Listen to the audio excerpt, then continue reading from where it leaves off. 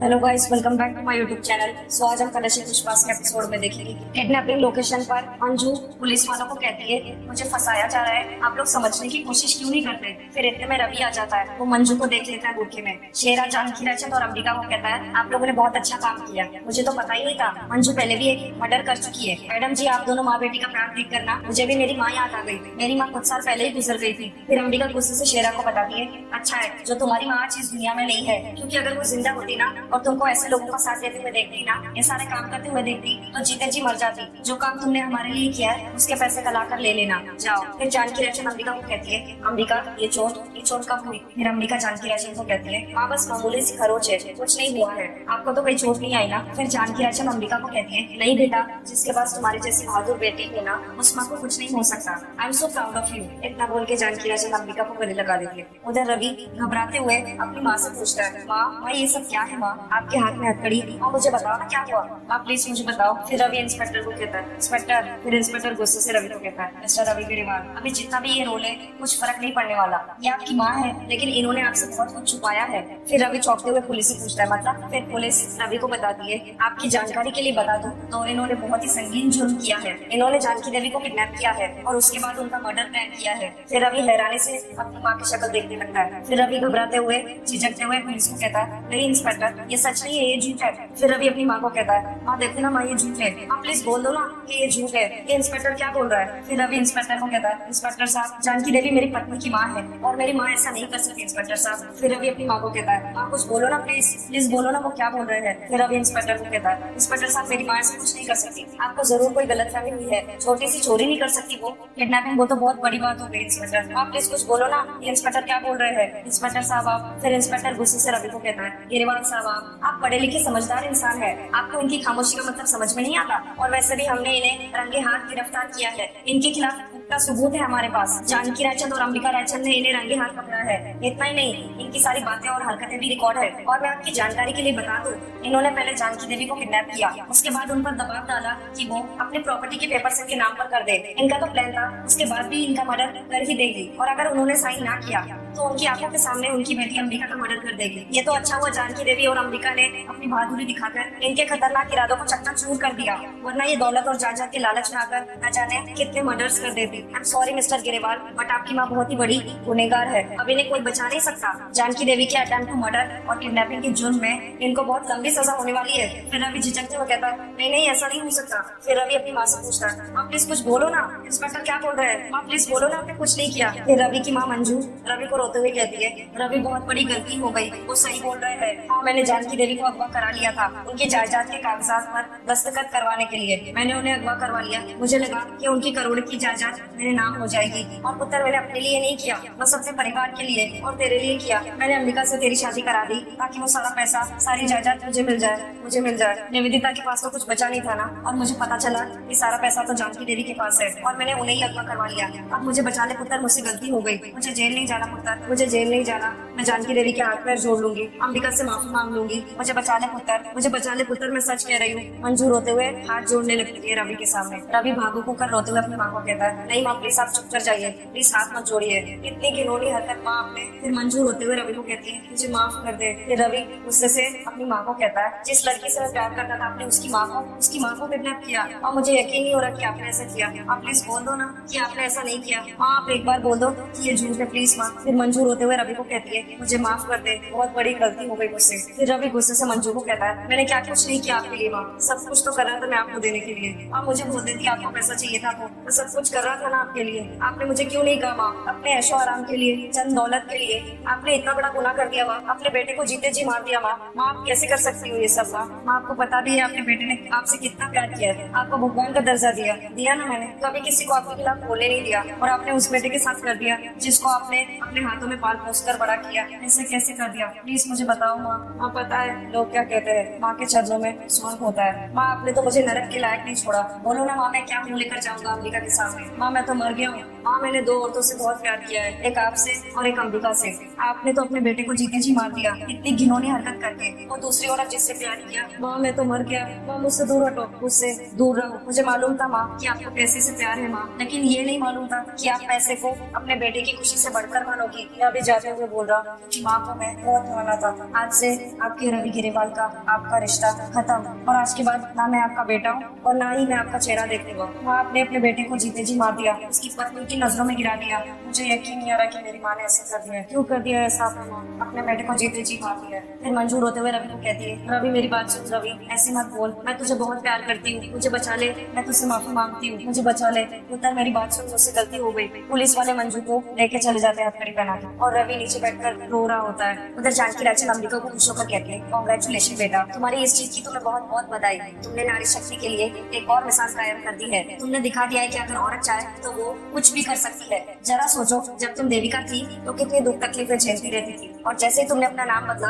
तुम्हारे अंदर एक अलग सा आत्मविश्वास जागा, और तुम क्या से क्या बन गई हो। तुमने माता रानी के सामने जो कसम खाई थी कि तुम एक एक करके अपने सारे दुश्मनों को खत्म कर दोगी, आज तुमने अपने लक्ष्य की एक और सीढ़ी पार कर ली है। और मैं चाहती हूँ इस देश में जितनी भी देविका जैसी भोली भाली मासूम लड़की तुम्हारी लड़ाई से कुछ सीखे और अपनी लड़ाई लड़ने की हिम्मत दिखाए। बेटा आज मुझे तुम पर बहुत प्राउड फील हो रहा है, तुमने अपनी माँ का सर गर्व से ऊंचा कर दिया है। फिर अंबिका भावुक होकर जानकी राजन को कहती है, थैंक यू माँ, ये सब मैं सिर्फ इसलिए कर पा रही हूँ क्योंकि मेरी जिंदगी में आप हो। अगर आप मेरी जिंदगी में आई ना होती ना, तो शायद मेरे अंदर ये साहस, ये हिम्मत कभी आई ना पाती। इसलिए मैं चाहती हूँ कि इस दुनिया में जितनी भी देविका जैसी लड़की है ना, उन सबके पास आपके जैसी माँ हो, जो उसका हर कदम पर उनका साथ दे, मार्गदर्शन करे। माँ आपने हमेशा मुझे सही रास्ता दिखाया है, मैं तो बस उस पर चलती गई, और देखिए आज कहाँ पहुँच गई हूँ। फिर जानकी राजन अंबिका को कहती है, अंबिका बेटा, मैंने तो सिर्फ तुम्हें रास्ता दिखाया है, लेकिन उस पर चलने का साहस तो तुमने दिखाया है। तुमने अपना आधा रास्ता पार कर लिया है। अपने 4 दुश्मनों में से तुमने अपने 2 दुश्मनों को खत्म कर दिया है, मंजू जी और श्वेता, और अब बाकी बचे 2, साकेत और निवेदिता। इनमें से अब तुम्हें डिसाइड करना है कि तुम्हें इनमें से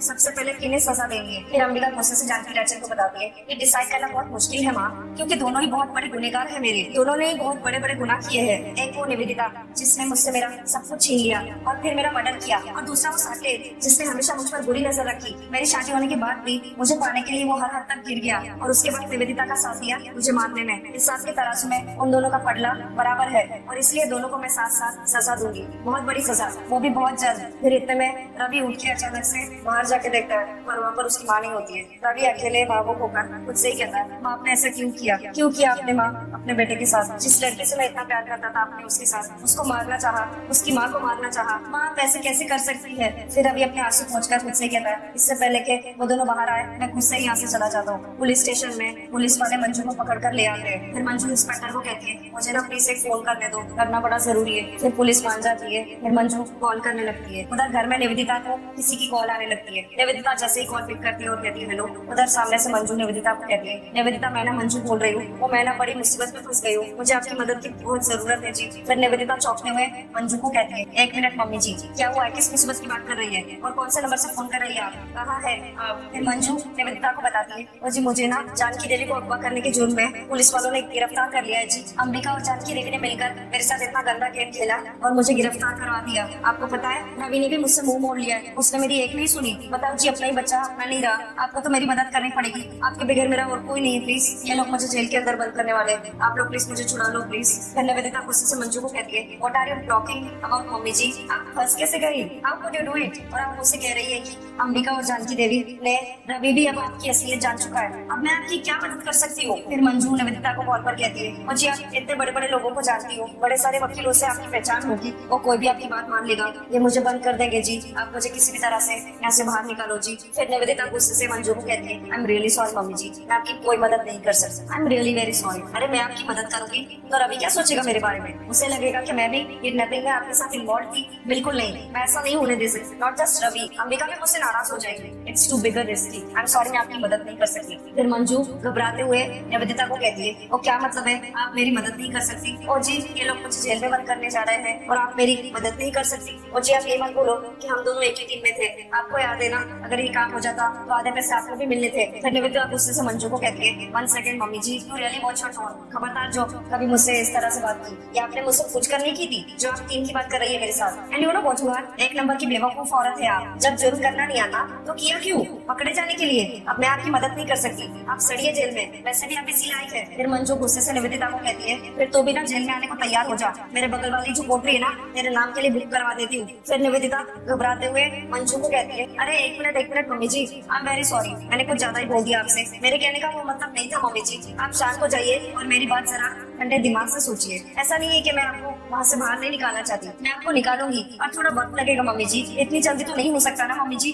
थोड़ा सब्र रखिए। आई प्रॉमिस यू कि मैं आपको जेल से बाहर निकालूंगी, just give me some time. अगर मैं इमीडिएटली कुछ करूंगी तो शायद जल्दबाजी में कुछ गड़बड़ हो जाए। I don't want to take that risk. आप समझ रही है ना? फिर मंजू निवेदिता को कहती है, हाँ मैं तो समझ रही हूँ, और तुम भी मेरी बात ना अपने भेजे में फिट कर लो। तू जानती है ना मैं क्या क्या कर सकती हूँ, बस अब जल्दी से मुझे यहाँ से बाहर निकाल, और इसे ना मेरी चेतावनी समझना, हल्के में मत लेना। इतना बोल के गुस्से से मंजू फोन रख देती है। फिर इतने में अंबिका घर आ जाती है अपने। फिर अंबिका ज्योति से पूछती है, ज्योति रवि कहाँ है? फिर ज्योति अंबिका को बताती है, रवि भैया तो अपने कमरे में होंगे। फिर अंबिका कहती है, ओके। फिर अंबिका अपने मन में कहती है, वो तो रवि अपने कमरे में है, बस अब वक्त आ गया है कि मैं रवि को जाकर सब कुछ सच सच बता दूं। आज तक उसने अपने माँ का हर बुरे काम में साथ दिया है, मंजू आंटी की हर गलती को नजरअंदाज किया है, कभी अपनी माँ के खिलाफ कुछ सुनने को नहीं राजी होता था वो, लेकिन आज हर सबूत है मेरे पास उनके खिलाफ। आज रवि को मानना ही होगा कि मंजू आंटी गलत है। जितना विश्वास वो अपनी माँ पर करता है, आज उसे उसकी असलियत पता चल जाए। अभी जाकर उसे बताती हूँ। फिर इतने में अंबिका गिर जाती है नीचे। फिर ज्योति अंबिका को बताती है, वो मैंने अभी पोछा लगाया था ना,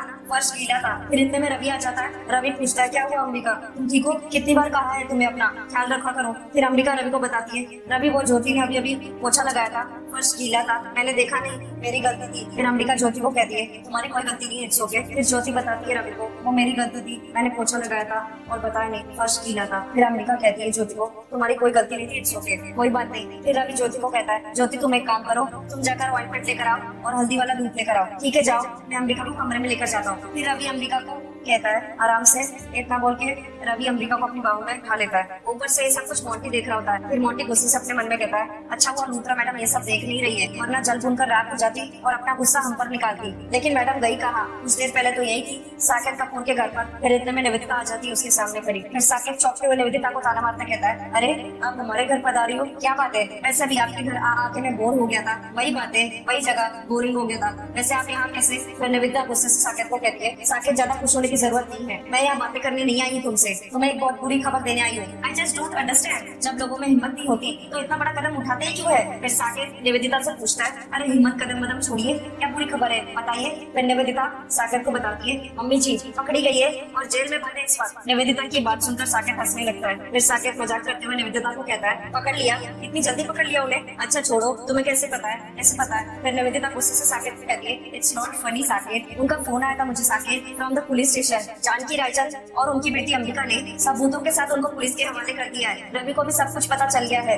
everything about mummy ji, she is fully exposed now. मुझे कॉल करके मुझसे मदद मांग रही है। नाउ जस्ट टेल मी, मैं उनकी कैसे मदद कर सकती हूँ? I can't help her. यही मैंने उन्हें समझाने की कोशिश की, पर वो मुझे धमकी दे रही है। अगर मैंने उनकी मदद नहीं की तो वो सबके सामने मेरा पर्दाफाश कर देगी। मैंने उन्हें शांत करा किसी तरह से, एंड आई टोल्ड हर कि मुझे थोड़ा सा वक्त दे ताकि मैं कुछ सोच सकूं। पर साकेत ये सब कुछ जो कुछ भी हो रहा है ना, it's an indication of something. मैं जानती हूँ कोई इसके पीछे जरूर है, and I have an idea कि वो कौन है। अंबिका ने ये सब किया है। Look at the chain of events. पहले श्वेता, उसका पर्दाफाश हुआ सबके सामने, नाउ मम्मी जी पकड़ी गई, जेल में बंद हो गई, she is also out of the house. ये सब कुछ अंबिका जानबूझकर सोच समझकर कर रही है। आई डोंट नो इसके पीछे अंबिका का क्या मकसद है, बट मुझे अच्छी तरह से पता है इन सब के पीछे अंबिका का ही हाथ है। फिर साकेत निवेदिता को कहता है, अंबिका का क्या मकसद हो सकता है इन सब के पीछे? और श्वेता के साथ जो कुछ भी हुआ वो सिर्फ एक इत्तेफाक था। अंबिका ने श्वेता को घर से बाहर नहीं निकाला, विकास ने निकाला, और श्वेता ने जो भी किया उसकी गलती की सजा उसे मिल गई। और जहाँ तक की जानकी देवी का सवाल है, किसने बोला था इस औरत को जाकर उसे किडनैप करने के लिए? अरे इतना बड़ा बिजनेस एम्पायर चलाती है और ये एक छोटा सा घर संभाला नहीं जाता इसे, तो क्या सोचा था इन्होंने? बस किडनैपिंग करेगी, साइन करा के ले लेगी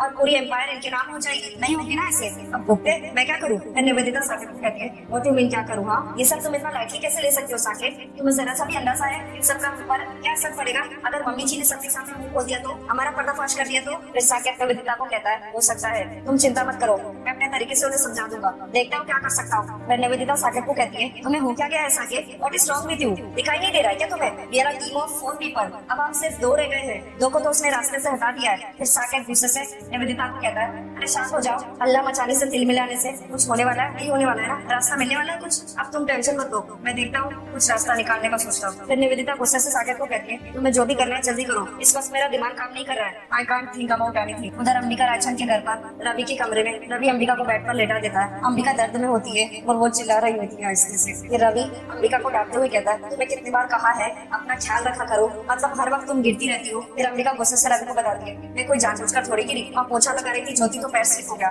फिर रवि गुस्से से अंबिका को कहता है, हाँ तो ठीक है ना, कम से कम आंखें खोल के तो चलो ना, अब 2 मिनट छुपा, ज्योति दूध लेकर आ रही है, मैं ऑइंटमेंट लगा देता हूँ। फिर अंबिका रवि को कहती है, बहुत दर्द हो रहा है। फिर रवि अंबिका को कहता है, डोंट वरी, मैं अभी ऑइंटमेंट लगाऊंगा, ठीक हो जाएगा। फिर इतने में ज्योति आ जाती है। ज्योति रवि को कहती है, भैया ये लीजिए ऑइंटमेंट और ये आपका हल्दी वाला दूध। फिर रवि गुस्से से अंबिका को कहता है, कुछ मत बोलो, अब बच्चों की तरह पता नहीं यहाँ कैसे गिरती रहती हो, कितनी बार बोला है, आराम से यहाँ पर दर्द है। रवि अंबिका के पैर पर ऑइंटमेंट लगाकर उसके पैरों पर मसाज दे रहा होता है। फिर अंबिका बाबू को कर अपने मन में कहती है, मैं तो इसे सब कुछ बताने आई थी मंजू आंटी के बारे में, ताकि इसको पता चले कि वो कैसी है, लेकिन ये तो मेरी चोट देखकर खुद परेशान हो गया है। ऐसा लग रहा है कि जैसे मेरा दर्द ये महसूस कर रहा हो। हर बार ऐसा कैसे हो जाता है, जब भी मैं अपना बदला लेने जाती हूँ कुछ ना कुछ ऐसा हो जाता है कि मेरा दिल पिघल जाता है, मैं फिर से कमजोर पड़ जाती हूँ। फिर रवि अंबिका को कहता है, अब ये पैर हिलाना मत, यहाँ रखो और ये दूध पी लो। फिर अंबिका रवि को कहती है, मैं ये नहीं पी सकती। फिर रवि अंबिका से पूछता है, क्यों? पीना पड़ेगा। फिर अंबिका हल्दी वाला दूध पीने लगती है मुंह बनाते हुए। फिर रवि अपने मन में कहता है, पैर में चोट आने की वजह से अंबिका ने मुझसे किडनैपिंग के बारे में कुछ नहीं कहा।